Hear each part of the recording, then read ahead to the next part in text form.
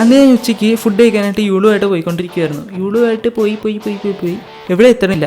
നല്ല ഹോട്ടലൊന്നും കാണുന്നില്ല. അവിടുത്തെ ആൾക്കാരുടെ അടുത്ത് ചോദിച്ചിട്ടും അവർക്ക് നല്ല ഹോട്ടലൊന്നും അറിയത്തില്ല. അങ്ങനെ ഞാൻ അന്വേഷിച്ച് പോയപ്പോഴത്തേക്കും കുറച്ചും കൂടെ റെസിഡൻഷ്യൽ ആയിട്ടുള്ള ഭാഗം മാപ്പിൽ കാണിച്ചു. ഞാൻ ആ ഒരു സ്ഥലത്തോട്ട് എത്തിയപ്പോഴത്തേക്കും ഫുൾ ലോക്കൽസ് ആയിരുന്നു, അതായത് കർണാടക പീപ്പിൾസ് ആയിരുന്നു. അവർ നല്ല സ്നേഹമുള്ള ആൾക്കാരാണ്. അപ്പം ഞാൻ അവിടെയുള്ള ഒരു ഹോട്ടലിലോട്ട് കയറി ചെല്ലുകയാണ്. ഒരു വീട് പോലെ തന്നെയാണ്. ഓൾഡ് ബാംഗ്ലൂർ ബിരിയാണി എന്നാണ് ആ ഒരു ഷോപ്പിൻ്റെ പേര്. പിന്നെ ഞാൻ ആദ്യമായിട്ട് നെയ്ച്ചോറ് കഴിക്കുന്നത് അവിടെ നിന്നാണ്. അവിടേക്ക് കയറി ചെന്നപ്പോഴത്തേക്കും ഒരാൾ വർക്ക് ചെയ്യുക, അതായത് അവരുടെ കട തന്നെയാണ്, അവരുടെ കടയിൽ നിന്ന് വർക്ക് ചെയ്യുകയാണ്. ഒരു IT ജോബ് ചെയ്യുന്ന ഒരാൾ, വർക്ക് ഫ്രം ഹോട്ടലാണ്. അവരെനിക്ക് ഫുഡൊക്കെ എടുത്തു തന്നു. അവരുടെ ഫുഡിനേക്കാളും അടിപൊളിയായിട്ട് എനിക്ക് ഇഷ്ടമായത് അവരെയായിരുന്നു. മാത്രമല്ല അവരുടെ അടുത്ത് സംസാരിച്ചിരിക്കാനും ഭയങ്കര രസമാണ്. നല്ല ഫുഡുകൾ ട്രൈ ചെയ്തു. അവരുടെ ഇത് മട്ടൻ ബോൾ അങ്ങനെ എന്തൊരു ഡിഷ് ഉണ്ടായിരുന്നു, അത് അവരായിട്ട് കണ്ടുപിടിച്ച റെസിപ്പിയാണ്. അവരുടേതായിട്ടുള്ള 80s ബിരിയാണിയുടെ റെസിപ്പി. ഞാൻ പിന്നെ അവിടെ എത്തിയപ്പോഴത്തേക്കും ഫുഡൊക്കെ ഓൾമോസ്റ്റ് കഴിഞ്ഞിട്ടുണ്ടായിരുന്നു. കാരണം അതൊരു ഹോട്ടൽ കണക്കേ അല്ല, അതായത് ലിമിറ്റഡ് ആയിട്ടുള്ള ഫുഡ്സ് മാത്രമേ ഉണ്ടാക്കുന്നുള്ളൂ. അപ്പം അവിടുത്തെ ഫുഡ് കുറച്ചേ ഉള്ളെങ്കിലും